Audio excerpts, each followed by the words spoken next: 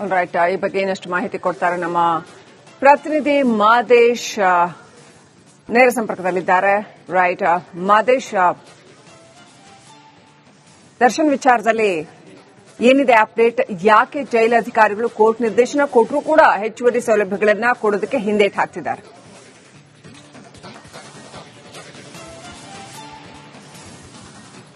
ಶ್ರೀಲಕ್ಷ್ಮಿ, ಈಗಾಗಲೇ ಈ ಒಂದು ವಿಚಾರ ಪದೇ ಪದೇ ಪ್ರಸ್ತಾಪ ಆಗ್ತಿದೆ. ಜೊತೆಗೆ ದರ್ಶನ್ ಹಾಗೂ ದರ್ಶನ್ ಪರ ವಕೀಲರು ಕಳೆದ 2-3 ತಿಂಗಳಿಂದಲೂ ಕೂಡ, ಅಂದ್ರೆ ದರ್ಶನ್ ಯಾವಾಗ ಜೈಲಿಗೆ ಹೋಗಿದಾರಲ್ಲ ಆಗಿನಿಂದಲೂ ಕೂಡ ಒಳಗಡೆ ಸರಿಯಾದಂತಹ ಸೌಲಭ್ಯಗಳನ್ನ ಕೊಡ್ತಿಲ್ಲ ಅನ್ನುವಂತ ಆರೋಪವನ್ನ ಮಾಡ್ತಿದ್ದಾರೆ. ಇಲ್ಲಿ ಮೆನ್ಷನ್ ಮಾಡ್ತಿದ್ದೀನಿ, ಆರೋಪವನ್ನ ಮಾಡ್ತಿದ್ದಾರೆ ಅಂತ ಹೇಳಿ. ಈ ಒಂದು ವಿಚಾರಕ್ಕೆ ಸಂಬಂಧಪಟ್ಟಂತೆ ಕೋರ್ಟ್ ಕೂಡ ಅವರ ವಿಚಾರಣೆಯನ್ನ, ಅವರ ವಾದವನ್ನ ಆಲಿಸುವಂತ ಕೆಲಸವನ್ನ ಮಾಡಿತ್ತು. ಜೊತೆಗೆ ದರ್ಶನ್ ಪರ ವಕೀಲರು ಮನವಿ ಮಾಡಿದಂತೆ ಕಾನೂನು ಪ್ರಾಧಿಕಾರದಿಂದ ನ್ಯಾಯಾಧೀಶರಾದಂತಹ ವರದರಾಜ್ ಅವರ ನೇತೃತ್ವದಲ್ಲಿ ಒಂದು ತಂಡ ಆ ಒಂದು ಜೈಲಿಗೆ ಹೋಗಿ ಭೇಟಿ ಮಾಡಿ ಅಲ್ಲಿ ಏನೆಲ್ಲ ಸೌಲಭ್ಯಗಳು ಕೊಡಲಾಗ್ತಿದೆ, ಏನೆಲ್ಲ ಕೊಡಲಾಗ್ತಿಲ್ಲ, ಯಾರ್ಯಾರಿಗೆ ಏನೆಲ್ಲ ಸೌಲಭ್ಯಗಳು ಕೊಡಬೇಕು ಅದೆಲ್ಲವನ್ನು ಕೂಡ ಇನ್ಸ್ಪೆಕ್ಷನ್ ಮಾಡಿ ಆ ಒಂದು ವರದಿಯನ್ನ ನ್ಯಾಯಾಲಯಕ್ಕೆ ಸಲ್ಲಿಸುವಂತ ಕೆಲಸವನ್ನು ಕೂಡ ಪ್ರಾಧಿಕಾರ ಮಾಡಿದೆ. ಆ ಒಂದು ಪ್ರಾಧಿಕಾರದ ವರದಿಯಲ್ಲೂ ಕೂಡ ಒಂದಷ್ಟು ಅಂಶಗಳಿದಾವೆ. ತಮ್ಮನ್ನ ತಾವು ಜೈಲಧಿಕಾರಿಗಳು ಏನ್ ಡಿಫೆಂಡ್ ಮಾಡ್ಕೊಂಡಿದ್ರಲ್ಲ, ಅಂದ್ರೆ ಮ್ಯಾನ್ಯುವಲ್ ಪ್ರಕಾರ ದರ್ಶನ್ಗೆ ಏನೆಲ್ಲ ವ್ಯವಸ್ಥೆಗಳನ್ನ ಕೊಡಬೇಕು ಆ ಒಂದು ವ್ಯವಸ್ಥೆಗಳನ್ನ ಕೊಡ್ತಿದ್ದೇವೆ ಅಂತ ಹೇಳಿ ಜೈಲಧಿಕಾರಿಗಳು ಹೇಳಿದ್ರು.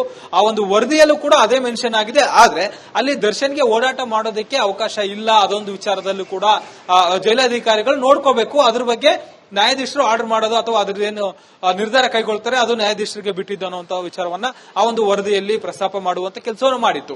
ಈಗ ಆ ಒಂದು ವಿಚಾರಕ್ಕೆ ಸಂಬಂಧಪಟ್ಟಂತೆ ನಿನ್ನೆ ಆದೇಶವನ್ನ ಮಾಡುವಂತ ಕೆಲಸವನ್ನು ಮಾಡಬೇಕಾಗಿತ್ತು. ಆದ್ರೆ ಇಲ್ಲೂ ಕೂಡ ಆ ಒಂದು ವಿಚಾರಕ್ಕೂ ಕೂಡ ಎಲ್ಲೋ ಒಂದು ಕಡೆ ದರ್ಶನ್ ಪರ ವಕೀಲರಾದಂತಹ ಸುನಿಲ್ ಅವರು ನ್ಯಾಯಾಧೀಶರ ವರದಿಗೂ ಕೂಡ, ಅಂದ್ರೆ ಪ್ರಾಧಿಕಾರದ ವರದಿಗೂ ಕೂಡ ಇಲ್ಲಿ ಆಕ್ಷೇಪಣೆ ಎತ್ತುವಂತೆ ಕಾಣುತ್ತಿದೆ. ಆ ಒಂದು ವರದಿಯ ಆಧಾರದ ಮೇಲೆ ಆ ಒಂದು ವರದಿಯ ಬಗ್ಗೆ ಇವತ್ತು ವಾದ ಮಂಡನೆ ಮಾಡ್ತೀನಿ ಅಂತ ಹೇಳಿ ದರ್ಶನ್ ಪರ ವಕೀಲರಾದಂತಹ ಸುನಿಲ್ ಅವರು ನಿನ್ನೆ ಕೋರ್ಟ್ಗೆ ತಿಳಿಸುವಂತ ಕೆಲಸವನ್ನು ಮಾಡಿದ್ರು. ಆ ಒಂದು ವರದಿಯ ಅನ್ವಯ ಇವತ್ತು ಕೋರ್ಟ್ ನಲ್ಲಿ ವಾದ ಮಂಡನೆ ಮಾಡುವಂತ ಕೆಲಸವನ್ನ ದರ್ಶನ್ ಪರ ವಕೀಲರು ಮಾಡ್ತಾರೆ. ಯಾಕಂದ್ರೆ ಆ ಒಂದು ವರದಿಯಲ್ಲಿ ಜೈಲಾಧಿಕಾರಿಗಳು ತಾವು ನೀಡಿರುವಂತಹ ಸ್ಟೇಟ್ಮೆಂಟ್ಗಳಿಗೂ ಮತ್ತೆ ಆ ಒಂದು ವರದಿಯಲ್ಲಿರುವಂತಹ ಅಂಶಗಳಿಗೂ ಕೂಡ ಸಾಕಷ್ಟು ಸಾಮ್ಯತೆ ಇದೆ. ಹೀಗಾಗಿ ಆ ಒಂದು ವರದಿಯನ್ನ ಒಪ್ಪುವಂತೆ ಕಾಣ್ತಿಲ್ಲ ಸುನಿಲ್ ಅವರು ಸದ್ಯಕ್ಕೆ. ಹೀಗಾಗಿ ಆ ಒಂದು ವರದಿಯ ಆಧಾರದ ಮೇಲೆ ಇವತ್ತು ದರ್ಶನ್ ಪರ ವಕೀಲರು ಏನೆಲ್ಲ ವಾದ ಮಂಡನೆ ಮಾಡ್ತಾರೆ, ಇವತ್ತು ವಾದ ಮತ್ತೆ ಪ್ರತಿವಾದವಂತ ಆಲಿಸುವಂತಹ ಕೋರ್ಟ್ ಅಂದ್ರೆ ಈಗಾಗಲೇ ಆ ಒಂದು ವರದಿಯನ್ನ ಪರಿಶೀಲನೆ ಮಾಡುವಂತ ಕೆಲಸವನ್ನು ಮಾಡಲಾಗಿದೆ. ಆ ಒಂದು ವರದಿಯ ಆಧಾರದ ಮೇಲೆ ದರ್ಶನ್ ಪರ ವಕೀಲರು ಏನ್ ವಾದ ಮಾಡ್ತಾರೆ, ವಾದ ಆಲಿಸಿದ ಮೇಲೆ ಕೋರ್ಟ್ ಏನನ್ನ ನಿರ್ಧಾರ ಕೈಗೊಳ್ಳುತ್ತೆ. ಇವತ್ತು ದರ್ಶನ್ ಪರ ವಕೀಲರು ಮಾಡುವಂತ ವಾದದ ಮೇಲೆ ದರ್ಶನ್ಗೆ ಹಾಸಿಗೆ ಮತ್ತು ದಿಂಬು ಸಿಗುತ್ತಾ ಇಲ್ವಾ ಅನ್ನೋದು ನಿರ್ಧಾರ ಆಗಲಿದೆ. Srilakshmi, right, thank you Madesh ಡೀಟೇಲ್ಸ್ಗಾಗಿ. ರೈಟ್, ಈ ಬಗ್ಗೆ ಇನ್ನಷ್ಟು ಮಾಹಿತಿ ಕೊಡ್ತಾರೆ ನಮ್ಮ ಪ್ರತಿನಿಧಿ ಮಾದೇಶ್. ನೇರ ಸಂಪರ್ಕದಲ್ಲಿದ್ದಾರೆ. ರೈಟ್ ಮಾದೇಶ್, ದರ್ಶನ್ ವಿಚಾರದಲ್ಲಿ ಏನಿದೆ ಅಪ್ಡೇಟ್? ಯಾಕೆ ಜೈಲು ಅಧಿಕಾರಿಗಳು ಕೋರ್ಟ್ ನಿರ್ದೇಶನ ಕೊಟ್ಟರೂ ಕೂಡ ಹೆಚ್ಚುವರಿ ಸೌಲಭ್ಯಗಳನ್ನ ಕೊಡೋದಕ್ಕೆ ಹಿಂದೇಟು ಹಾಕ್ತಿದ್ದಾರೆ?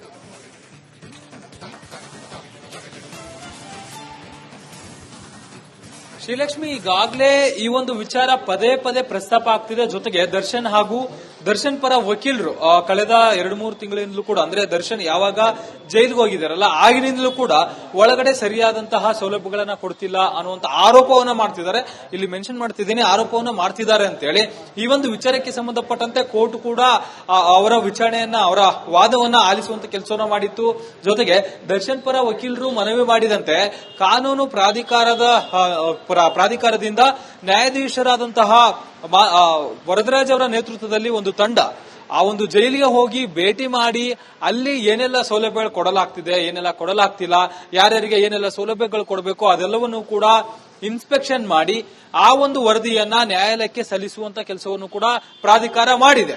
ಆ ಒಂದು ಪ್ರಾಧಿಕಾರದ ವರದಿಯಲ್ಲೂ ಕೂಡ ಒಂದಷ್ಟು ಅಂಶಗಳಿದಾವೆ. ತಮ್ಮನ್ನ ತಾವು ಜೈಲಧಿಕಾರಿಗಳು ಏನ್ ಡಿಫೆಂಡ್ ಮಾಡ್ಕೊಂಡಿದ್ರಲ್ಲ, ಅಂದ್ರೆ ಮ್ಯಾನ್ಯುವಲ್ ಪ್ರಕಾರ ದರ್ಶನ್ಗೆ ಏನೆಲ್ಲ ವ್ಯವಸ್ಥೆಗಳನ್ನ ಕೊಡಬೇಕು ಆ ಒಂದು ವ್ಯವಸ್ಥೆಗಳನ್ನ ಕೊಡ್ತಿದ್ದೇವೆ ಅಂತ ಹೇಳಿ ಜೈಲಧಿಕಾರಿಗಳು ಹೇಳಿದ್ರು. ಆ ಒಂದು ವರದಿಯಲ್ಲೂ ಕೂಡ ಅದೇ ಮೆನ್ಷನ್ ಆಗಿದೆ. ಆದ್ರೆ ಅಲ್ಲಿ ದರ್ಶನ್ಗೆ ಓಡಾಟ ಮಾಡೋದಕ್ಕೆ ಅವಕಾಶ ಇಲ್ಲ. ಅದೊಂದು ವಿಚಾರದಲ್ಲೂ ಕೂಡ ಜೈಲಧಿಕಾರಿಗಳು ನೋಡ್ಕೋಬೇಕು. ಅದ್ರ ಬಗ್ಗೆ ನ್ಯಾಯಾಧೀಶರು ಆರ್ಡರ್ ಮಾಡೋದು ಅಥವಾ ಅದ್ರದ್ದೇನು ನಿರ್ಧಾರ ಕೈಗೊಳ್ತಾರೆ ಅದು ನ್ಯಾಯಾಧೀಶರಿಗೆ ಬಿಟ್ಟಿದ್ದು ಅನ್ನುವಂತ ವಿಚಾರವನ್ನ ಆ ಒಂದು ವರದಿಯಲ್ಲಿ ಪ್ರಸ್ತಾಪ ಮಾಡುವಂತ ಕೆಲಸ ಕೆಲಸವನ್ನು ಮಾಡಿತ್ತು. ಈಗ ಆ ಒಂದು ವಿಚಾರಕ್ಕೆ ಸಂಬಂಧಪಟ್ಟಂತೆ ನಿನ್ನೆ ಆದೇಶವನ್ನ ಮಾಡುವಂತ ಕೆಲಸವನ್ನು ಮಾಡಬೇಕಾಗಿತ್ತು. ಆದ್ರೆ ಇಲ್ಲೂ ಕೂಡ ಆ ಒಂದು ವಿಚಾರಕ್ಕೂ ಕೂಡ ಎಲ್ಲೋ ಒಂದ್ ಕಡೆ ದರ್ಶನ್ ಪರ ವಕೀಲರಾದಂತಹ ಸುನಿಲ್ ಅವರು ನ್ಯಾಯಾಧೀಶರ ವರದಿಗೂ ಕೂಡ ಅಂದ್ರೆ ಪ್ರಾಧಿಕಾರದ ವರದಿಗೂ ಕೂಡ ಇಲ್ಲಿ ಆಕ್ಷೇಪಣೆ ಎತ್ತುವಂತೆ ಕಾಣುತ್ತಿದೆ. ಆ ಒಂದು ವರದಿಯ ಆಧಾರದ ಮೇಲೆ ಆ ಒಂದು ವರದಿಯ ಬಗ್ಗೆ ಇವತ್ತು ವಾದ ಮಂಡನೆ ಮಾಡ್ತೀನಿ ಅಂತೇಳಿ ದರ್ಶನ್ ಪರ ವಕೀಲರಾದಂತಹ ಸುನಿಲ್ ಅವರು ನಿನ್ನೆ ಕೋರ್ಟ್ಗೆ ತಿಳಿಸುವಂತ ಕೆಲಸವನ್ನು ಮಾಡಿದ್ರು. ಆ ಒಂದು ವರದಿಯ ಅನ್ವಯ ಇವತ್ತು ಕೋರ್ಟ್ ನಲ್ಲಿ ವಾದ ಮಂಡನೆ ಮಾಡುವಂತ ಕೆಲಸವನ್ನ ದರ್ಶನ್ ಪರ ವಕೀಲರು ಮಾಡ್ತಾರೆ. ಯಾಕಂದ್ರೆ ಆ ಒಂದು ವರದಿಯಲ್ಲಿ ಜೈಲಾಧಿಕಾರಿಗಳು ತಾವು ನೀಡಿರುವಂತಹ ಸ್ಟೇಟ್ಮೆಂಟ್ಗಳಿಗೂ ಮತ್ತೆ ಆ ಒಂದು ವರದಿಯಲ್ಲಿರುವಂತಹ ಅಂಶಗಳಿಗೂ ಕೂಡ ಸಾಕಷ್ಟು ಸಾಮ್ಯತೆ ಇದೆ. ಹೀಗಾಗಿ ಆ ಒಂದು ವರದಿಯನ್ನ ಒಪ್ಪುವಂತೆ ಕಾಣ್ತಿಲ್ಲ ಸುನಿಲ್ ಅವರು ಸದ್ಯಕ್ಕೆ. ಹೀಗಾಗಿ ಆ ಒಂದು ವರದಿಯ ಆಧಾರದ ಮೇಲೆ ಇವತ್ತು ದರ್ಶನ್ ಪರ ವಕೀಲರು ಏನೆಲ್ಲ ವಾದ ಮಂಡನೆ ಮಾಡ್ತಾರೆ, ಇವತ್ತು ವಾದ ಮತ್ತೆ ಪ್ರತಿವಾದವಂತ ಆಲಿಸುವಂತಹ ಕೋರ್ಟ್ ಅಂದ್ರೆ ಈಗಾಗಲೇ ಆ ಒಂದು ವರದಿಯನ್ನ ಪರಿಶೀಲನೆ ಮಾಡುವಂತ ಕೆಲಸವನ್ನು ಮಾಡಲಾಗಿದೆ. ಆ ಒಂದು ವರದಿಯ ಆಧಾರದ ಮೇಲೆ ದರ್ಶನ್ ಪರ ವಕೀಲರು ಏನು ವಾದ ಮಾಡ್ತಾರೆ, ವಾದ ಆಲಿಸಿದ ಮೇಲೆ ಕೋರ್ಟ್ ಏನನ್ನ ನಿರ್ಧಾರ ಕೈಗೊಳ್ಳುತ್ತೆ. ಇವತ್ತು ದರ್ಶನ್ ಪರ ವಕೀಲರು ಮಾಡುವಂತ ವಾದದ ಮೇಲೆ ದರ್ಶನ್ಗೆ ಹಾಸಿಗೆ ಮತ್ತು ದಿಂಬು ಸಿಗುತ್ತಾ ಇಲ್ವಾ ಅನ್ನೋದು ನಿರ್ಧಾರ ಆಗಲಿದೆ. Srilakshmi. Right, thank you Madesh ಡೀಟೇಲ್ಸ್ಗಾಗಿ.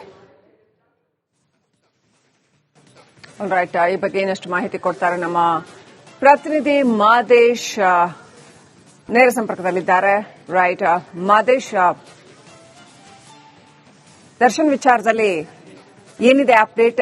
ಯಾಕೆ ಜೈಲಧಿಕಾರಿಗಳು ಕೋರ್ಟ್ ನಿರ್ದೇಶನ ಕೊಟ್ಟರೂ ಕೂಡ ಹೆಚ್ಚುವರಿ ಸೌಲಭ್ಯಗಳನ್ನ ಕೊಡೋದಕ್ಕೆ ಹಿಂದೇಟು ಹಾಕ್ತಿದ್ದಾರೆ?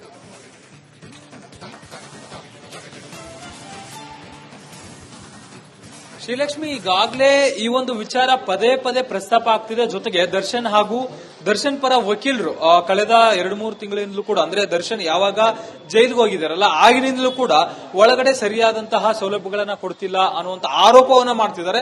ಇಲ್ಲಿ ಮೆನ್ಷನ್ ಮಾಡ್ತಿದ್ದೀನಿ, ಆರೋಪವನ್ನ ಮಾಡ್ತಿದ್ದಾರೆ ಅಂತ ಹೇಳಿ. ಈ ಒಂದು ವಿಚಾರಕ್ಕೆ ಸಂಬಂಧಪಟ್ಟಂತೆ ಕೋರ್ಟ್ ಕೂಡ ಅವರ ವಿಚಾರಣೆಯನ್ನ ಅವರ ವಾದವನ್ನ ಆಲಿಸುವಂತ ಕೆಲಸವನ್ನ ಮಾಡಿತ್ತು. ಜೊತೆಗೆ ದರ್ಶನ್ ಪರ ವಕೀಲರು ಮನವಿ ಮಾಡಿದಂತೆ ಕಾನೂನು ಪ್ರಾಧಿಕಾರದಿಂದ ನ್ಯಾಯಾಧೀಶರಾದಂತಹ ವರದರಾಜ್ ಅವರ ನೇತೃತ್ವದಲ್ಲಿ ಒಂದು ತಂಡ ಆ ಒಂದು ಜೈಲಿಗೆ ಹೋಗಿ ಭೇಟಿ ಮಾಡಿ ಅಲ್ಲಿ ಏನೆಲ್ಲ ಸೌಲಭ್ಯಗಳು ಕೊಡಲಾಗ್ತಿದೆ, ಏನೆಲ್ಲ ಕೊಡಲಾಗ್ತಿಲ್ಲ, ಯಾರ್ಯಾರಿಗೆ ಏನೆಲ್ಲ ಸೌಲಭ್ಯಗಳು ಕೊಡಬೇಕು ಅದೆಲ್ಲವನ್ನೂ ಕೂಡ ಇನ್ಸ್ಪೆಕ್ಷನ್ ಮಾಡಿ ಆ ಒಂದು ವರದಿಯನ್ನ ನ್ಯಾಯಾಲಯಕ್ಕೆ ಸಲ್ಲಿಸುವಂತ ಕೆಲಸವನ್ನು ಕೂಡ ಪ್ರಾಧಿಕಾರ ಮಾಡಿದೆ. ಆ ಒಂದು ಪ್ರಾಧಿಕಾರದ ವರದಿಯಲ್ಲೂ ಕೂಡ ಒಂದಷ್ಟು ಅಂಶಗಳಿದಾವೆ. ತಮ್ಮನ್ನ ತಾವು ಜೈಲಾಧಿಕಾರಿಗಳು ಏನ್ ಡಿಫೆಂಡ್ ಮಾಡ್ಕೊಂಡಿದ್ರಲ್ಲ, ಅಂದ್ರೆ ಮ್ಯಾನ್ಯುವಲ್ ಪ್ರಕಾರ ದರ್ಶನ್ಗೆ ಏನೆಲ್ಲ ವ್ಯವಸ್ಥೆಗಳನ್ನ ಕೊಡಬೇಕು ಆ ಒಂದು ವ್ಯವಸ್ಥೆಗಳನ್ನ ಕೊಡ್ತಿದ್ದೇವೆ ಅಂತ ಹೇಳಿ ಜೈಲಾಧಿಕಾರಿಗಳು ಹೇಳಿದ್ರು. ಆ ಒಂದು ವರದಿಯಲ್ಲೂ ಕೂಡ ಅದೇ ಮೆನ್ಷನ್ ಆಗಿದೆ. ಆದ್ರೆ ಅಲ್ಲಿ ದರ್ಶನ್ಗೆ ಓಡಾಟ ಮಾಡೋದಕ್ಕೆ ಅವಕಾಶ ಇಲ್ಲ. ಅದೊಂದು ವಿಚಾರದಲ್ಲೂ ಕೂಡ ಜೈಲಾಧಿಕಾರಿಗಳು ನೋಡ್ಕೋಬೇಕು. ಅದ್ರ ಬಗ್ಗೆ ನ್ಯಾಯಾಧೀಶರು ಆರ್ಡರ್ ಮಾಡೋದು ಅಥವಾ ಅದ್ರದ್ದೇನು ನಿರ್ಧಾರ ಕೈಗೊಳ್ತಾರೆ ಅದು ನ್ಯಾಯಾಧೀಶರಿಗೆ ಬಿಟ್ಟಿದ್ದು ಅನ್ನುವಂತಹ ವಿಚಾರವನ್ನ ಆ ಒಂದು ವರದಿಯಲ್ಲಿ ಪ್ರಸ್ತಾಪ ಮಾಡುವಂತ ಕೆಲಸವನ್ನು ಮಾಡಿತ್ತು. ಈಗ ಆ ಒಂದು ವಿಚಾರಕ್ಕೆ ಸಂಬಂಧಪಟ್ಟಂತೆ ನಿನ್ನೆ ಆದೇಶವನ್ನ ಮಾಡುವಂತ ಕೆಲಸವನ್ನು ಮಾಡಬೇಕಾಗಿತ್ತು. ಆದ್ರೆ ಇಲ್ಲೂ ಕೂಡ ಆ ಒಂದು ವಿಚಾರಕ್ಕೂ ಕೂಡ ಎಲ್ಲೋ ಒಂದ್ ಕಡೆ ದರ್ಶನ್ ಪರ ವಕೀಲರಾದಂತಹ ಸುನಿಲ್ ಅವರು ನ್ಯಾಯಾಧೀಶರ ವರದಿಗೂ ಕೂಡ ಅಂದ್ರೆ ಪ್ರಾಧಿಕಾರದ ವರದಿಗೂ ಕೂಡ ಇಲ್ಲಿ ಆಕ್ಷೇಪಣೆ ಎತ್ತುವಂತೆ ಕಾಣುತ್ತಿದೆ. ಆ ಒಂದು ವರದಿಯ ಆಧಾರದ ಮೇಲೆ ಆ ಒಂದು ವರದಿಯ ಬಗ್ಗೆ ಇವತ್ತು ವಾದ ಮಂಡನೆ ಮಾಡ್ತೀನಿ ಅಂತೇಳಿ ದರ್ಶನ್ ಪರ ವಕೀಲರಾದಂತಹ ಸುನಿಲ್ ಅವರು ನಿನ್ನೆ ಕೋರ್ಟ್ಗೆ ತಿಳಿಸುವಂತ ಕೆಲಸವನ್ನು ಮಾಡಿದ್ರು. ಆ ಒಂದು ವರದಿಯ ಅನ್ವಯ ಇವತ್ತು ಕೋರ್ಟ್ ನಲ್ಲಿ ವಾದ ಮಂಡನೆ ಮಾಡುವಂತ ಕೆಲಸವನ್ನ ದರ್ಶನ್ ಪರ ವಕೀಲರು ಮಾಡ್ತಾರೆ. ಯಾಕಂದ್ರೆ ಆ ಒಂದು ವರದಿಯಲ್ಲಿ ಜೈಲಾಧಿಕಾರಿಗಳು ತಾವು ನೀಡಿರುವಂತಹ ಸ್ಟೇಟ್ಮೆಂಟ್ಗಳಿಗೂ ಮತ್ತೆ ಆ ಒಂದು ವರದಿಯಲ್ಲಿರುವಂತಹ ಅಂಶಗಳಿಗೂ ಕೂಡ ಸಾಕಷ್ಟು ಸಾಮ್ಯತೆ ಇದೆ. ಹೀಗಾಗಿ ಆ ಒಂದು ವರದಿಯನ್ನ ಒಪ್ಪುವಂತೆ ಕಾಣ್ತಿಲ್ಲ ಸುನಿಲ್ ಅವರು ಸದ್ಯಕ್ಕೆ. ಹೀಗಾಗಿ ಆ ಒಂದು ವರದಿಯ ಆಧಾರದ ಮೇಲೆ ಇವತ್ತು ದರ್ಶನ್ ಪರ ವಕೀಲರು ಏನೆಲ್ಲ ವಾದ ಮಂಡನೆ ಮಾಡ್ತಾರೆ, ಇವತ್ತು ವಾದ ಮತ್ತೆ ಪ್ರತಿವಾದವಂತ ಆಲಿಸುವಂತಹ ಕೋರ್ಟ್ ಅಂದ್ರೆ ಈಗಾಗಲೇ ಆ ಒಂದು ವರದಿಯನ್ನ ಪರಿಶೀಲನೆ ಮಾಡುವಂತ ಕೆಲಸವನ್ನು ಮಾಡಲಾಗಿದೆ. ಆ ಒಂದು ವರದಿಯ ಆಧಾರದ ಮೇಲೆ ದರ್ಶನ್ ಪರ ವಕೀಲರು ಏನು ವಾದ ಮಾಡ್ತಾರೆ, ವಾದ ಆಲಿಸಿದ ಮೇಲೆ ಕೋರ್ಟ್ ಏನನ್ನ ನಿರ್ಧಾರ ಕೈಗೊಳ್ಳುತ್ತೆ. ಇವತ್ತು ದರ್ಶನ್ ಪರ ವಕೀಲರು ಮಾಡುವಂತ ವಾದದ ಮೇಲೆ ದರ್ಶನ್ಗೆ ಹಾಸಿಗೆ ಮತ್ತು ದಿಂಬು ಸಿಗುತ್ತಾ ಇಲ್ವಾ ಅನ್ನೋದು ನಿರ್ಧಾರ ಆಗಲಿದೆ. Srilakshmi. Right, thank you Madesh ಡೀಟೇಲ್ಸ್ಗಾಗಿ.